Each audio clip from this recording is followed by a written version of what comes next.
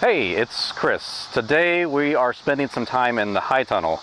Earlier this summer we had our third baby boy, my wife and I, and so that means I took well over a month off just to spend time with our family, take a little bit of time off, take a break, but that means in the meantime the high tunnel pretty much became overrun with weeds.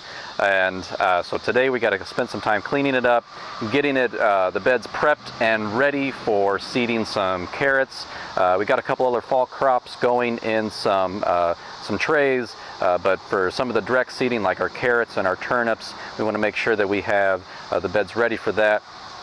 You can see we did leave some crops in the ground, like we have our Swiss chard, and you can see just the foxtail and weed grasses have just gone crazy in here. A couple other crops in here though, we have some ginger and then also turmeric. Both these crops, they're kind of experimental, just wanted to see, you know, how long can I hold them in the high tunnel, harvest the roots in the fall, and then maybe replant them then to get to a harvestable size next year. And then we have parsnips. Parsnips is a very long season crop. You know, these were planted in early spring, I would say about beginning of April, and we do not harvest these until we get to our first frost of the year, which is going to heighten the sweetened flavor of parsnips. But I love parsnips. Over here we have just kind of the remnants of what was salad, again some more ginger and turmeric, the remains of some broccoli and some beets. And then in the final bed here we have some unruly hops, which we'll talk about in a later episode.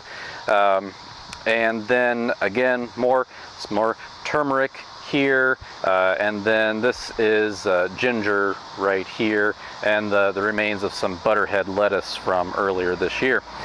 So as you can see, got the work cut out for us, but hopefully these beds will get them finished, cleaned up by today, and then we can get the carrots in the ground and some of the turnips as well.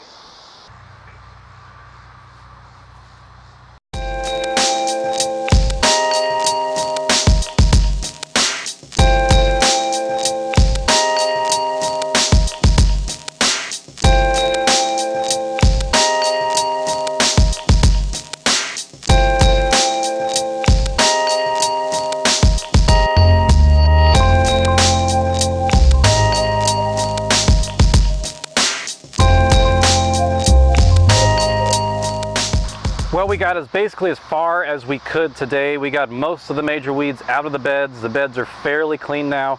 We just have to do a little bit more soil prep, and then after that probably a little bit more cleaning of the aisles and organization here in the high tunnel. But after that, then we're going to be ready to get some seeds in the ground, get some transplants in the beds here, and really looking forward to getting back into full production mode here in the high tunnel.